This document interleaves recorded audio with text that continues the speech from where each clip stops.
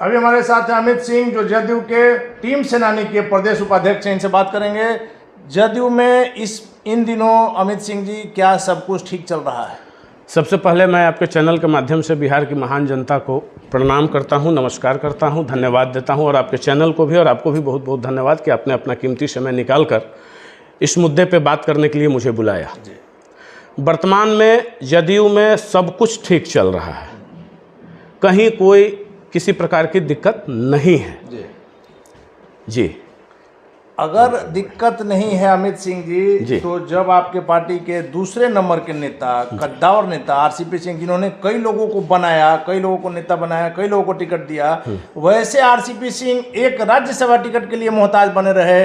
कई दिनों तक या बिहार के लिए नहीं, देश के लिए खबर बनी रही कि आरसीपी सिंह जा रहे हैं या नहीं जा रहे हैं। मुख्यमंत्री से मुलाकात हुई, कोई बात नहीं हुई। तो ये आप कैसे कह सकते हैं कि सब चीज़ सही चल रहा है जदयू में? जी हाँ, बिल्कुल। इसका जवाब हम नहीं दे सकते हैं। इसका जवाब जिन्होंने पूरे बिहार की जनता को 8-10 दिनों तक दिग्भ्रमित कर रखा, वही देंगे। मुख्यमंत्री जी नहीं, मुख्यमंत्री जी क्यों देंगे? राष्ट्रीय अध्यक्ष जिनको भी देना, मैं किन्हीं का नाम नहीं लूंगा, लेकिन वही दे सकते हैं। लेकिन अमित सिंह जी, इसी बात पर हम चर्चा कर रहे हैं। आपने कहा कि सब ठीक है। अगर सब ठीक रहता तो आप ये चीज मानिएगा कि आरसीपी सिंह पार्टी में मुख्यमंत्री नीतीश कुमार के बाद दूसरे दर्जे के नेता थे, दूसरे नंबर के नेता थे, और आज भी हैं, लेकिन उनकी तो अब उम्मीदवारी, मंत्री पद भी खतरे में पड़ जाएगा। उनके लिए ये राज्यसभा का सीट और ये मंत्री पद, ये बहुत छोटा चीज है ना। लेकिन यही बात, आपको एक बात बता दें, एक कहानी। हमारे नेता या जो भी और बड़े नेता है वो समता पार्टी की बात करते हैं। हमारे माननीय नेता मुख्यमंत्री श्री नीतीश कुमार जी, जब हम 13 साल की उम्र के थे ना, उस समय से वो हमारे सांसद हुआ करते थे और 13 वर्ष की उम्र से जदयू के लिए काम किए थे। हमको वोट देने का अधिकार नहीं था, फिर भी लोगों को कन्विंस करते थे कि भाई आप नीतीश कुमार जी को ही वोट देना है। वो हमारे सांसद थे और हम लोगों के मत से वो अधिक से अधिक मत से जीत कर आते थे।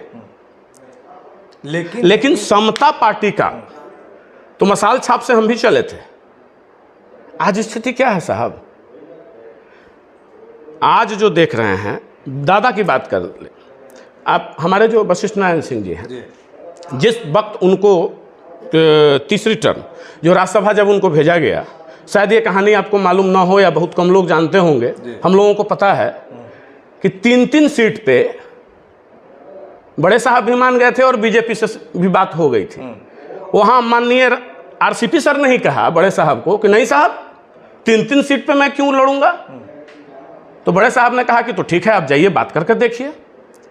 देश के जाने माने वकील जो आज नहीं हैं, स्वर्गीय अरुण जेटली साहब से रामचंद्र बाबू ने मिलने का काम किया और मिले और उनसे कहा, तो भाई उतने बड़े वकील हो तो अपनी वकालत में और तर्क के सामने किसी को नहीं, उनकी पूरी बात बोले कि हम तो इतने थे, हम इतने पहुंच गए, आप इतने हैं, इतने पे आए हैं। तो रामचंद्र बाबू ने कहा कि जब हम इतने पे थे तो भी 3 सीट, और आज आप कह रहे हैं कि हमारा स्ट्राइक रेट 92% है, आपका 87% है, तो आज तो हम इतने पे आए तो आप भी 3 पे और हम भी 3 पे क्यों? हमको ज्यादा मिलना चाहिए। और उस परिस्थिति में वो एक सीट आरसीपी सर ने लेकर आया था और वही सीट आदरणीय दादा को दिया गया था। तो ये राज्यसभा भेजने और जाने की जो बात है, इनके लिए तो बहुत छोटी सी बात है, लेकिन यही बात तो बड़ी हो गई ना।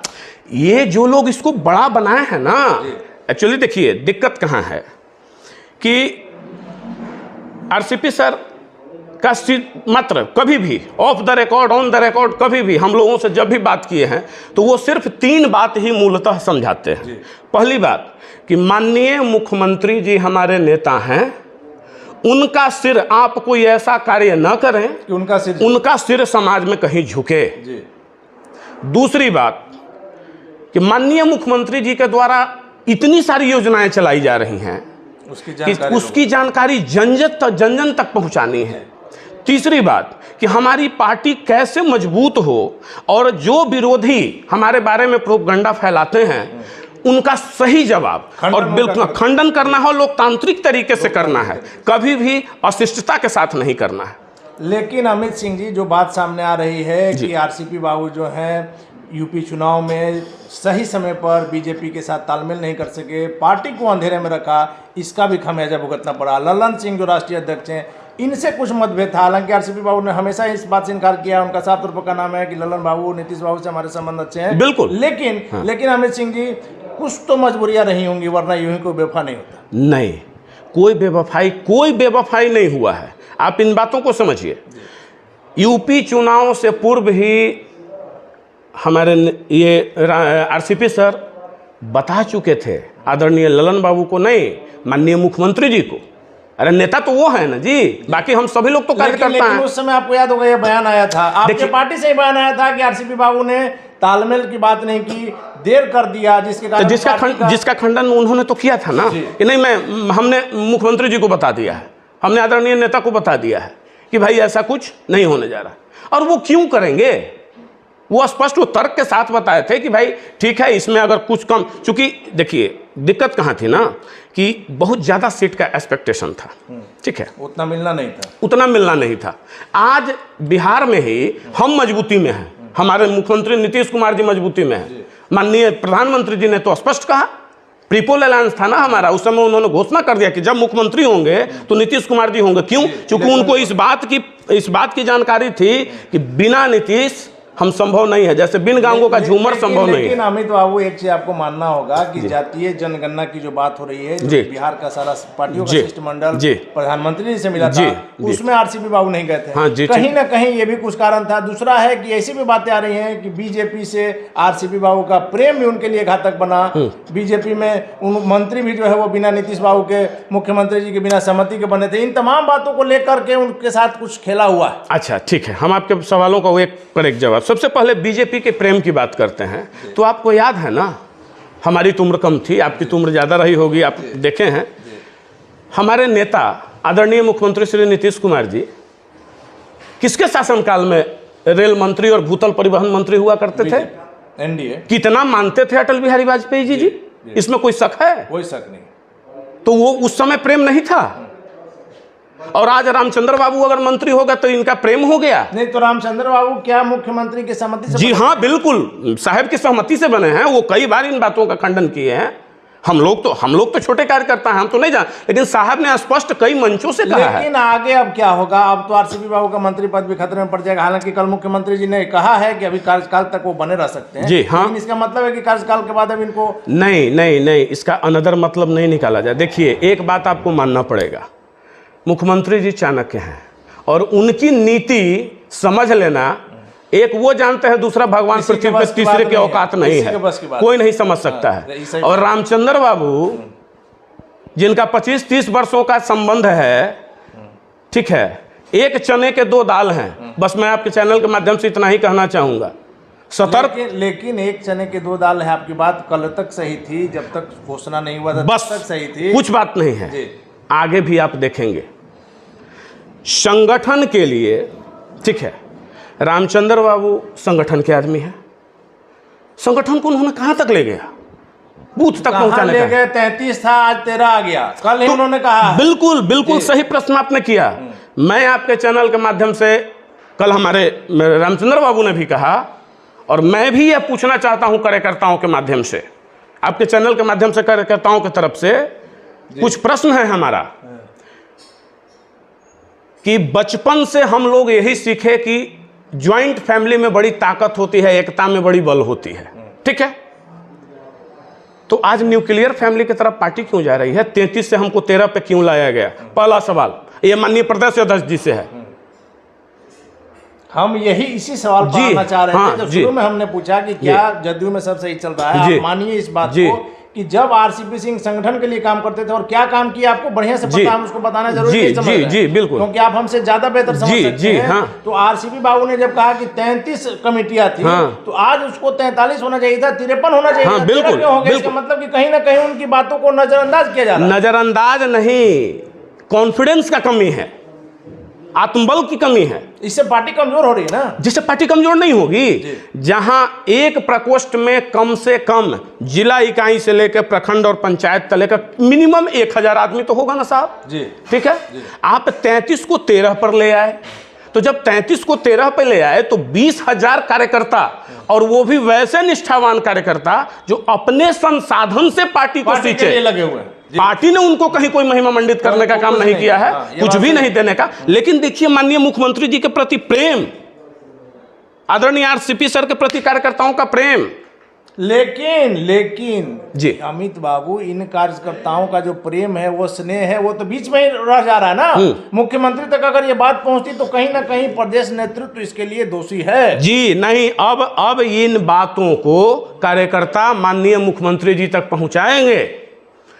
इसीलिए आज हम आपके चैनल के माध्यम से माननीय प्रदेश अध्यक्ष जी से पूछना चाहते हैं। कल हमारे सर ने अनुरोध किया था, आज मैं एक कार्यकर्ता होकर आपसे पूछे, आप गार्जियन हैं, हमारे प्रदेश अध्यक्ष हैं, आप गार्जियन हैं, हम तो छोटे पूछने का हक है। आप पिता तुल्य हैं, हम पुत्र हैं, तो हमारा हक बनता है कि कौन सी ऐसी खता हो गई हमसे जिसकी ये सजा हमें मिली, क्यों आप 33 से घटाकर 13 कर दिए, इसका जवाब देना होगा। चलिए अमित बाबू, आपसे आखिरी सवाल है कि कल जब रामचंद्र बाबू का प्रेस कॉन्फ्रेंस हुआ, उसके बाद हम लोगों ने सोचा कि सबसे पहले उनके गांव जाए। नालंदा से मुख्यमंत्री जी को भी प्रेम है, नालंदा में मुस्तफापुर आरसीपी बाबू का भी गांव है, उनके गांव में गए, उनके घर के पास गए, उनके लोगों से बात किए। सभी लोग जो है बहुत ही रुष्ट हैं और उनका साफ तौर पर कहना है कि मुख्यमंत्री जी से ये आशा नहीं थी कि रामचंद्र बाबू को रिपीट नहीं करें। क्योंकि नाराजगी उनकी अपनी जगह जायज है, लेकिन एक बात मैं स्पष्ट तौर से कह दूं, देखिए मुख्यमंत्री, ये राज्यसभा का टिकट न मिलना और किन्हीं दूसरे को चला जाना, तकलीफ इस बात की है कि कंस्टिट्यूएंसी भरा जाएगा फॉर्म में बिहार, वोटर होंगे बिहार के विधायक, हेगड़े साहब का स्वागत है, ठीक है भाई, आप एक निष्ठावान कार्यकर्ता को दिए, क्या एक सीट पर भी बिहार वालों का हक नहीं था? हमने तो बताया ना कि 13 साल की उम्र से समता पार्टी का झंडा ढोते थे, जिस समय हम वोट देने के भी राइट नहीं रखते थे। लेकिन वहां के लोगों ने यहां तक कहा कि मुख्यमंत्री को इसका खामियाजा भुगतना पड़ेगा। ऐसा देखिए, वो प्रेम है, मुख्यमंत्री जी का वो घर है और वहां का ये है, जनता का प्रेम है। जब जनता गुस्सा होती है, आप पिता के प्रति अगर पुत्र भी गुस्सा हो जाता है तो मुंह घुमा के इस तरफ बैठ जाता है, इसका मतलब ये नहीं है। चलिए, ये तो आपकी निष्ठा है मुख्यमंत्री जी के प्रति कि आप ऐसे बोल रहे हैं। हाँ, बिल्कुल। टिकट नहीं मिलने के बाद लोग तमाम तरह की बातें नहीं, ऐसी कोई बात नहीं। हम कभी भी, देखिए हमारा वो संस्कार नहीं है, ना ही मेरा वो संस्कार है, और जिनके संरक्षण में हमने राजनीति का ककहरा सीखा है और जो अभी पल रहे हैं, उनका भी यह संस्कार नहीं है, और शायद उनके संस्कार की बराबरी कोई नहीं करता है। लेकिन आखिरी सवाल हमने कहा, लेकिन ये सही में आखिरी सवाल है कि क्या आरसीपी बाबू को सही में इससे कोई मन में नहीं, कुछ नहीं है, टेंशन नहीं है? अच्छा, आप कल देखे ना उनका, वो रिजाइन अब कर रहे हैं क्या? देखिए, वो माननीय प्रधानमंत्री जी से समय मांगे हैं, समय भी मिल चुका है। सर दिल्ली जाएंगे कैबिनेट के बैठक में। आज माननीय गिरिराज सिंह के साथ वो बापू सभागार में कुछ जिसको प्रधानमंत्री जी एड्रेस कर रहे थे, उसके बाद वो दिल्ली भी निकलेंगे, दिल्ली जाएंगे, कैबिनेट की बैठक में शामिल होंगे। और वो स्पष्ट तौर पे उनका कहना है कि मैं पूछूंगा, चूंकि वो तो प्रधानमंत्री जी का विशेषाधिकार है, तो उनसे वो पूछेंगे कि साहब हमें तो टिकट पार्टी ने नहीं दिया है, तो अब आप आगे मेरे लिए क्या आदेश है? अगर प्रधानमंत्री जी कहते हैं कि भाई अब तो हम नहीं रख सकते हैं आपको, तो स्वागत है उनका निर्णय का हरदम। जैसे लेकिन पार्टी में अपना बने रहेंगे, पार्टी में बिल्कुल बने रहेंगे और पूरी मजबूती के साथ अब और संगठन के लिए काम करेंगे। अमित बाबू, बहुत बहुत धन्यवाद आपका। तो ये थे हमारे साथ जदयू के अमित सिंह, जिनका साफ तौर पर का नाम है कि आरसीपी सिंह पार्टी में बने रहेंगे और प्रधानमंत्री से मिलने के बाद यह तय होगा कि वो मंत्री पद से इस्तीफा देंगे या नहीं देंगे। ये तो आगे देखने वाली बात होगी। फिलहाल इनका यह का नाम है कि जदयू के प्रदेश नेतृत्व, प्रदेश अध्यक्ष, इनका साफ तौर पर यह सवाल है कि जब 33 कमेटी आरसीपी सिंह ने बनाई थी, आज वो 13 पर क्यों सिमट गई? कहीं ना कहीं पार्टी में कुछ अंदर गुटबाजी जरूर। आगे क्या होगा देखना काफी दिलचस्प होगा।